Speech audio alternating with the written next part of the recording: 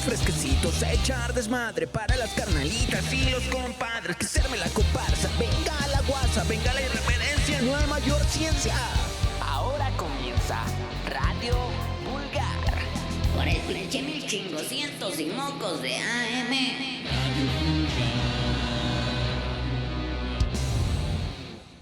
¿Qué tranza, bandera? Estamos en un nuevo episodio de Radio Vulgar.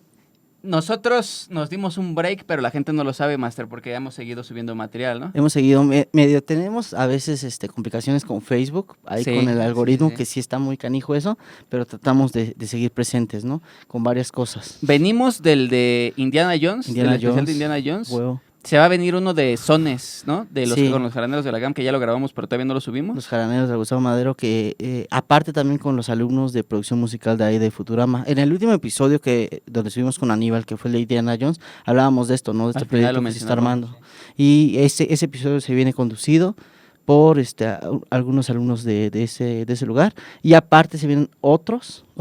Ya de equipos, ¿no? Sí. También hablando de música de cine y de la psicología del músico. Exacto. Están buenos. El día de hoy tenemos una invitada muy especial. Es mi mamá, la maestra Gladys Barrera. ¿Y de qué vamos a hablar, maestro?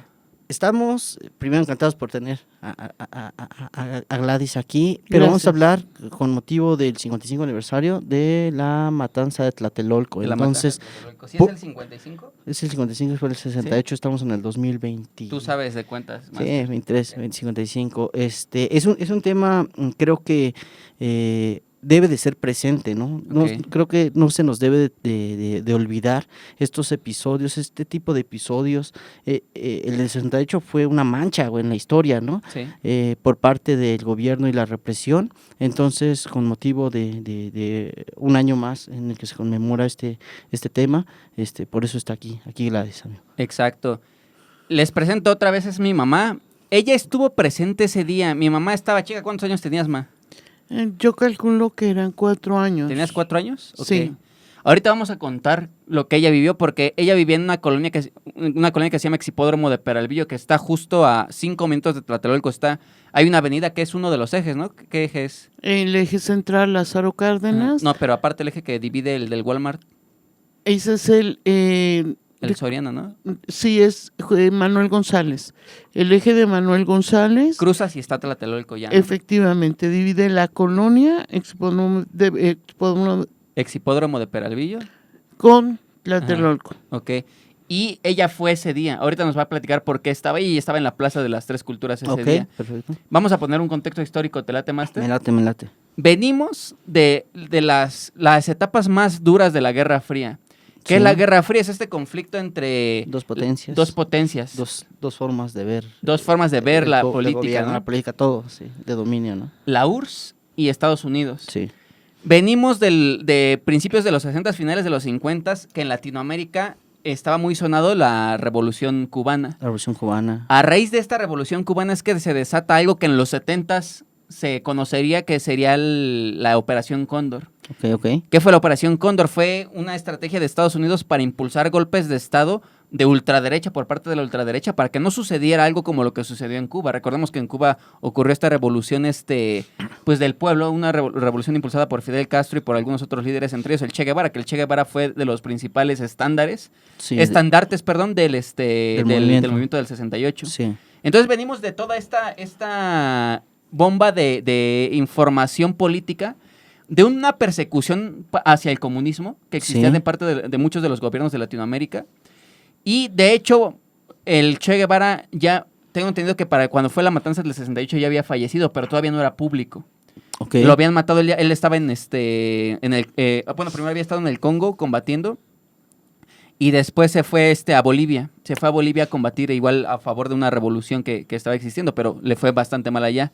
Y todo eso hizo un choque cultural muy fuerte en toda la política en Latinoamérica, ¿no, maestro? Sí, venimos también de varios movimientos, ¿no? Creo que en Francia había estudiantes también. agitación, venimos también, estamos por ahí por la guerra de Vietnam, o sea, hay un punto tenso, mundialmente presente, ¿no? En donde cada bando dice yo soy el bueno y estoy luchando por mi causa justa, pero de repente en Latinoamérica tenemos todo lo que seguimos viviendo, tal vez ya en menor medida, Ujú.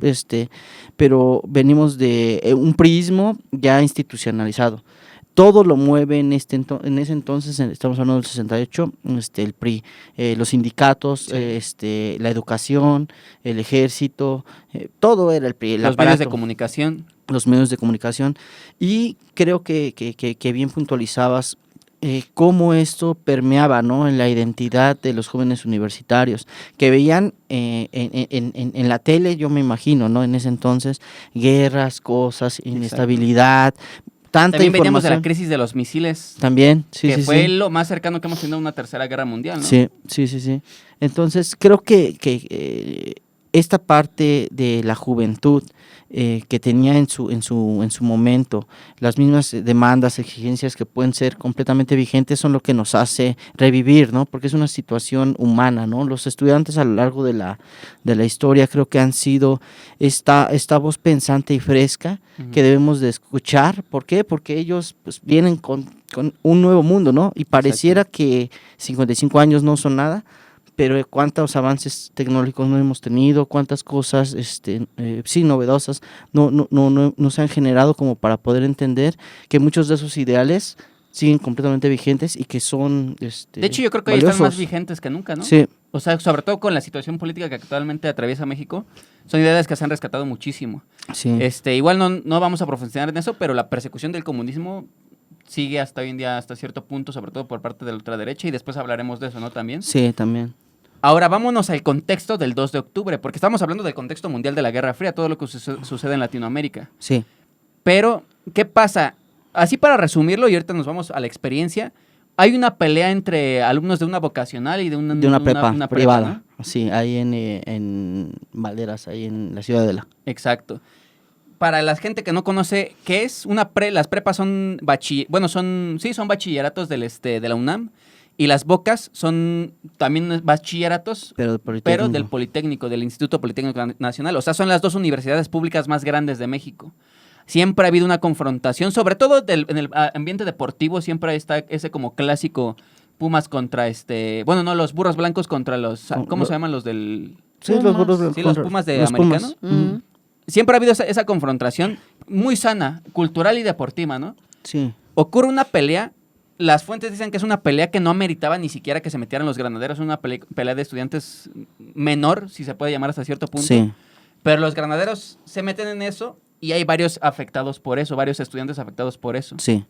A raíz de eso, el Poli inicia inicia protestas, inicia una huelga para defenderse de esa opresión que habían recibido los estudiantes, y ocurre una marcha en la cual se involucra el Partido Comunista Mexicano, que era una marcha que originalmente partía desde el Museo de Antropología de Chapultepec. Ok. Se une el Partido Comunista Mexicano y dentro de esta marcha casualmente se involucran los de una prepa, no recuerdo qué número de prepa es, pero es una prepa que estaba en el primer cuadro del centro histórico. Sí, Se involucran los de la prepa apoyando la marcha, o sea, no era conflicto, apoyaban la marcha, y entonces a raíz de eso se meten al ejército a aplastarlos, la opresión que existió durante muchísimo tiempo priista, ¿no? sí. Y es que creo que es ese ejemplo, ese tipo de decisiones o ese tipo de movimientos que ya a la distancia parecen muy lejanos, pero porque afortunadamente ahorita no los vivimos, ¿no? Ya todos tenemos como que este libre derecho a manifestarnos, a marchar, pero en ese entonces No existía. sí no existía y era aterrador para el gobierno en turno, el de Gustavo Díaz Ordaz, Ordaz. que aparte se venían los Juegos Olímpicos, o sea, había que También eso, sí. que presentarle al mundo esta idea de que en México todos estamos bien y como el PRI está gobernando, Está perfecto chingón, todo. ¿no? Sí. Y, de hecho, por ejemplo, en esos tiempos las marchas no llegaban hasta el Zócalo. También por eso metieron al ejército, porque como se empezaron a meter la marcha al primer Sí. cuadro del centro histórico, aprovechando que se jalaban los de la prepa. De hecho, hasta hay una anécdota que era una puerta, creo que del virreinato colonial, no me acuerdo, y que el ejército dio un bazucazo. Un bazucazo. Fue algo, también una de las cosas por las cuales después protestarían. A raíz de eso es que se juntan Poli y UNAM, y otras universidades, incluso privadas por ahí que también estaban metidas. Sí. No al 100% como Poli y UNAM, pero digamos que el movimiento de estudiantes del 1968 era de estas dos grandes universidades que se Sí. unieron para todo lo que habían estado, pues los habían estado jodiendo durante las semanas anteriores, ¿no? Como tú dices, de hecho en el 2 de octubre me parece que faltaban 2 semanas Sí. para la inauguración de las De Olimpiadas. las Olimpiadas, sí. Y se quería este orden para que no se viera afectada la visión externa, visión del extranjero que iba a tener México sobre esto, ¿no? Hacia el mundo. Y creo, no sé hasta qué punto Gustavo Díaz Ordaz y ahí su séquito de militares y de asesores determinaron, yo siento que sí, que esta voz juvenil que hablaba sobre ideas de libertad, de que no hubiera represión, de derecho a laboral, de derechos estudiantiles, no les convenía para nada. Entonces, pues lamentablemente tuvimos ese episodio, como algunos otros que el PRI también se adjudicó después, y por eso creo que también es importante que no se olvide, que siga presente, que siga vigente. ¿Por qué? Porque son partes de esta estructura que el Estado sí tiene la posibilidad de implementar, que las Fuerzas Armadas contra un movimiento que no le convenga a sus intereses, y también como parte de esta voz que defendían los estudiantes y las consignas que ellos lanzaban, ¿no, amigo? Exacto. Ahora, hablaba yo al inicio de la Operación Cóndor que fue hasta los 70s, pero yo me atrevería a reconocerlo como un abuelo de la Operación Cóndor, ¿sabes? ¿Ok? Se ha comprobado que incluso Díaz Ordaz y Luis Echeverría, eso está comprobadísimo, que eran agentes de la CIA. ¿no? O sea, sí. estaba todo eso, venía por parte de esta oleada de Estados Unidos en persecución contra el comunismo. Y de hecho, de las cosas por las que se justifican algunas personas, que eso lo hablaremos después, decían que la URSS estaba involucrada en todo este movimiento, que se ha comprobado que no. Sí eran estudiantes con ideales de izquierda, Sí. pero buscaban simplemente no ser oprimidos como los habían oprimido en esas manifestaciones. Claro. Ahora, de todo esto llega el meeting del 2 de octubre. Los estudiantes simplemente se iban a reunir. Un meeting es simplemente eso. No iba ni ser ni una marcha ni nada de eso. Solamente estaban convocados, ¿no? Exacto. Algunos Sí, más una reunión. enterados que otros estaban viendo las cosas que se estaban gestando ahí en las universidades, entre los acuerdos para el pliego petitorio y todo Sí, este desmadre. Era sí. parte de un movimiento estudiantil, y ahí fue donde ocurrió, ¿no? sucedió. Ujú. ¿Qué pasa? Rescatamos testimonios porque muchas personas fueron calladas. De hecho, tengo una tía que es tía de mi mamá. Y no pudo venir, iba a venir a hacer también pues a dar su testimonio. Ella sí la llevaron a un campo de concentración. Ahorita mi mamá va a platicar por qué ella no se la pudieron llevar los militares, también por la edad que tenía. Sí. Pero ella sí se la llevaron, y cuando la sacaron porque descubrieron que no era estudiante, le dijeron: usted no sabe nada, ya sabemos dónde vive, quién es su familia, y nada pasó aquí. Pero ella incluso vio cómo asesinaban a varios, que de hecho creo que no podemos decirla asesinar por Facebook, ¿no? Ya ahí la La censuramos. muteamos. Ella cuenta todo eso después, a ver si tenemos chance de hablar con ella. El chiste es que llega lo que le sucedió a mi mamá. ¿Por qué estuviste ahí? Tú tenías 4 o 5 años. No tenía por qué estar ahí, efectivamente. Todo empieza como un paseo infantil, como un paseo de una situación de una tarde X, cuando dice, toda mi familia es de docentes, se dedican a la docencia. Entonces una de mis tías trabajaba para la Normal de Maestros y su esposo también. Y estaban informados de todo el movimiento, no nada más eran estudiantes los que apoyaban este movimiento, sino también los docentes, como en este caso mis familiares. Y deciden llevarnos, como si fuera un día de campo, a Tlatelolco, a la explanada, a ser partícipes de este movimiento, que lo veíamos, obviamente no sabíamos la magnitud de lo que iba a pasar. Aparte aprovecharon que vivían a 5 minutos. Muy de ahí. cerca de ahí, Sí. muy cerca de ahí, sí, caminando yo creo que lo haces a paso lento, en media hora, llegas a la explanada. Entonces ellos dijeron, pues vamos y ayudamos y compartimos y cooperamos, y me llevó mi abuela. Fue mi abuelita con una avanzada edad, fueron muchos de mis primos jóvenes, como él bien dice, Rogelio dice, mi tía, joven también y que aparentaba ser estudiante, por eso la atraparon. Y vamos como si fuera una tarde normal y empieza esta situación del mitin. ¿A qué hora llegaron? Yo calculo que eran como las 5 o 6 de la tarde. por la edad que tenía, por la corta edad que tenía, no tengo la exactitud de los tiempos, pero sí te puedo narrar más o menos en qué momento sucedió. El orador estaba en el edificio Chihuahua, como bien así se manifiesta, y todo mundo estábamos ahí concentrados en la plaza. A ver, ahí te va una pregunta. Sí, ¿No había nada de drogas? no, ¿No había armas o sí? ninguna arma, O sea, no habían así estudiantes con bats, nada. con bombas molotov, no había nada de No eso. había ninguna incitación a nada que no fuera el hablar libremente hacia un público y expresar las ideas que se tenían ahí. ¿Y tú qué personas veías? ¿Veías más niñas de tu edad? No, obviamente no, puro ¿Personas adultas como tu abuelita Sí, habían más? No, tampoco. Solamente nosotros, yo creo que por accidente fuimos ahí, pero había muchos jóvenes y entre ellos también muchos maestros, como mis familiares. Sí. Entonces había gente joven y de edad media, Ujú. muchos. Empezó a dar el orador su discurso y nosotros, repartían los estudiantes su propaganda. Su propaganda iba impresa en un pedazo de, yo creo que en un cuarto de cuartilla de papel, y ahí decía el movimiento, lo que se perseguía y todo esto. Entonces le repartían a todos los que estábamos ahí, y mi abuelita tuvo a bien tomar un fajo de esa propaganda. Mal hecho, ¿eh? Ya después supimos que estaba muy mal, pero pues no teníamos malicia y no sabíamos qué era lo que iba a pasar. ¿Y qué decía? ¿Te acuerdas? No, porque creo que ni siquiera sabía leer, gordo. Ujú. Entonces, no supe, pero sí traía un texto de por qué era el movimiento, cuál era la intención, etcétera, etcétera. Y mi abuelita todo lo enrolló y lo guardaba y lo repartíamos. Era como una fiesta para nosotros. Sí. Bueno, sobre todo para mí, porque era muy pequeña. Entonces era como una fiesta, como algo divertido y punto. Empezamos a repartir, etcétera. Cuando de repente, Espera, paremos Sí. ahí. Porque para parar la primera intervención, ¿te late? Ok, vamos a un corte rápido porque Facebook nos pide Sí. y le damos y regresamos con esto. Muchísimas Ahorita gracias. regresamos, Masters. Ahora comienza Radio Vulgar. Por el pinche mil chingo, cientos y mocos de AM.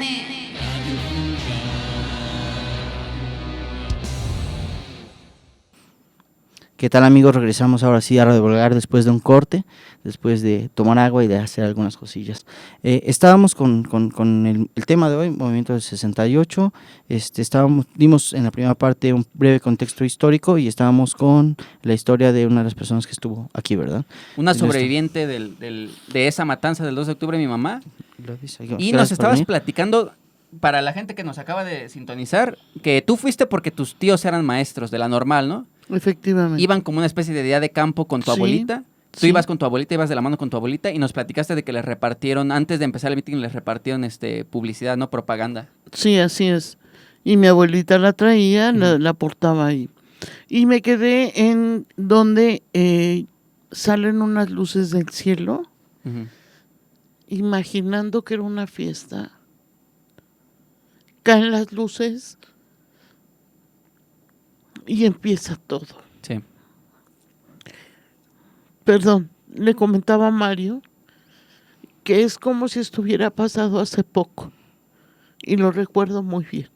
Es por eso este sentimiento. Caen las luces, Rogelio, y ¿Viste helicóptero sí, o algo así? sí. Era un helicóptero que pasó y echó bengalas y pues todavía se me hizo más espectacular. Dije, qué bonita fiesta y qué bonito apoyan o qué bien apoyan este helicóptero, esta situación. Oye, pero ¿y ustedes en qué parte de la plaza estaban? Justamente en el centro. En el centro de la plaza, enfrente hay una franja de astas banderas y del lado derecho está el edificio Chihuahua, que es donde estaba el orador, Ujú. en la parte de arriba dando el mitin. Y hasta ahí ese momento ustedes no vieron ni granaderos ni... Nada, O sea, absolutamente sí fue nada. de repente, no se veían entrar No. camiones de militares. Te nada lo de eso. digo que era una fiesta para mí como niña, ver las luces que provenían del cielo como si fuera una fiesta. Sí. Hasta que empiezo a oír una descarga de disparos impresionante y que los estudiantes caen. Mi abuela me toma de la mano, la propaganda que traía se la mete aquí en el pecho, la esconde, me toma de la mano y corremos. Corremos pisando cuerpos que estaban caídos, Sí. saltando todos esos, pues ya cuerpos dañados y lacerados. Entonces me dice mi abuela, vámonos para acá, y cruzamos la sección de estas banderas para entrar a refugiarnos a un edificio. Ujú. Efectivamente subimos las escaleras y los vecinos de los departamentos nos abrían las puertas para que pudiéramos escondernos ahí. Entonces nos decían a tal piso, subimos rápido, nos abrían la puerta y inmediatamente nos indicaban que nos pusiéramos pecho tierra. ¿Pero solamente ustedes o también pasaban estudiantes? No, yo recuerdo que iba con mi abuelita y nos abrían hasta ahí. Ujú. Sí sabía también que hubo refugio de estudiantes en los departamentos, Ujú. pero pues no sé a qué grado. No lo sé, Rogelio. Entonces, yo te estoy platicando de mi experiencia como una niña que vio lo que vio, pero no a magnitud, ¿me entiendes? Ujú. O sea, no sé lo demás. Entonces se echaron a correr para uno de los edificios. ¿A cuál se fueron? Efectivamente. Al de enfrente, no recuerdo su nombre, está atrás de las astas banderas. Ujú. Y ahí nos dijeron y todos decían, corran y suban a los departamentos. Los pocos que íbamos corriendo y que íbamos. Entonces toda la familia se desperdigó, ya no supimos. Mi abuela me tomó de la mano, subimos al departamento, nos abren la puerta y nos dicen pecho tierra. ¿Por qué pecho tierra? Porque había francotiradores por todos los edificios y estaban tirando no nada más a los estudiantes que estaban caídos, ya muchos, hacia abajo, hacia la explanada, sino estaban tirando hacia los departamentos y se veía como las balas se incrustaban en la pared. O sea, le estaban dando Sí. a los edificios, ya no Sí. solamente a la explanada. Efectivamente. Y ahí es cuando yo percibo, antes de entrar a la explanada esta, para ir al departamento, cuando yo percibo que vienen tanques de guerra, imagínate eso. O sea, una niña de esa edad, ¿cómo percibe que vienen tanques de guerra entrando por la Plaza de las Tres Culturas? Y soldados con bayonetas, o sea, aparte de rifles, bayonetas, algo, era una guerra atroz ahí, donde agarraron a mucha gente desarmada que nada más caía. Ujú. Subimos a los departamentos, estuvimos ahí y se oían ráfagas de disparos y de repente pausa. Entonces decíamos, creo que ya es momento de salir. Y nos decían, yo creo que ya pasó el dueño del departamento. Cuando otra vez empezaba, y ráfagas, yo creo que aparecían más estudiantes que daban muestra de vida y le disparaban al por mayor, Rogelio. Ujú. Yo recuerdo que también en la iglesia de la Plaza de las Tres Culturas, arriba, no sé cómo permitió esto el clero, arriba había francotiradores. Entonces, imagínate, veían a alguno que vivía o se movía y le tiraban a matar. Ujú. Entonces esos eran los tiempos donde decías, ya bajó, ya puedo bajar, ya puedo ir. No. Así hasta que decidimos salir. Pasó bastante tiempo, decidimos salir y lo que nos ayudó a mi abuela y a mí fue que ella pintaba canas y que yo era una niña. De otra manera no hubiéramos sobrevivido. O sea, ¿cuánto tiempo pasó desde que estuvieron ahí en ese departamento? Yo creo que pasó una hora. Ujú. Y nos dijeron que ya podíamos bajar, bajaron los disparos y sí bajamos efectivamente. Mi abuela me seguía tomando de la mano y unos militares nos acompañaron a cruzar el eje central. O sea, ¿bajaron y abajo se encontraron militares? ya toda la plaza estaba llena de policías y militares, aparte de todos los cuerpos ahí caídos. Entonces nos dijeron los militares, ay abuela, ¿qué andas haciendo aquí? Y mi abuelita dijo, vine por el pan. No le quedó otra, porque no podía delatarse y decir que apoyábamos al movimiento. Entonces vine con mi nietecita por el pan. Ay, abuela, a ver, vamos a pasarte y llevarte a un lugar seguro para que no tengas problema. Nos cruzan el eje central, apoyado por ellos, nos cruzan y nos dicen, ahí pónganse en cuclillas a un lado de un kinder que está ahí en la barda. No sabes el espectáculo ahí. Peor. Estábamos en cuclillas, estábamos resguardándonos, sobre todo personas de edad que no nos manifestábamos como estudiantes, porque ahí cualquiera que fuera estudiante por la edad era delincuente y lo mataban. No le preguntaban nada. Estábamos ahí y nada más veíamos como los cuerpos pasaban ya en camillas. O sea, tenían todo preparado, Rogelio, todo, para hacer esa matanza. Porque pasaban camilleros y camilleros y camilleros con heridos, que los levantaban, yo creo que de la plaza, y por ahí pasaban y se los llevaban para el exterior. El exterior era la calle del Lerdo, que está del lado norte, del lado del oeste de la plaza. Y ahí nosotros viendo todo el desfiladero de esas personas heridas. Sí. Cuando de repente alguien dice, vamos a llevar a toda esta gente segura a un departamento arriba. Entonces ya habían varias personas ahí. Ya, muchísimas, todas pegadas a la pared. Y como ahí, pues resguardándonos, no era otra la palabra. Entonces alguien nos dice, hay personas que los esperan en este edificio, suban por favor, para que ahí puedan tener un rato de paz, no se les esté manejando la visión todavía más dramática y puedan llamar a sus familiares. Pero eso se los decían militares. Sí. Que también yo siento que ahí el mensaje era que no vieran, ¿no? O sea, que no Sí. tuvieran información de lo que estaba pasando. Sí. Efectivamente, era eso. Controlar como todo, ¿no? La hubiera información, testigos. que no hubiera nada, Sí. nada más de ese cuadro, ¿no? Efectivamente. Entonces nos subimos al edificio Molino del Rey, bien que lo recuerdo. Es un edificio de suites de lujo. Y subimos a determinado piso. Estaba un señor muy alto, de características como europeo. Y y tenía a sus nietos distrayéndolos, jugando con una autopista eléctrica. Y me dijo a mí, pásate, hija, y juega con ellos, después de lo que vi. Pude estar observando, a mi abuela le dio agua, le dio unas galletas, como para aligerar, y le dijo, calma abuela, aquí está segura, ella está segura, háblenle a sus familiares. Lo que te iba a preguntar, porque ahí ya pasó tiempo desde que empezó la matanza y ustedes iban con... ¿Cuántos tíos iban tuyos? Yo creo que iban 4 o 5. 4 o 5 tíos y primos tuyos, ¿no? Como 7.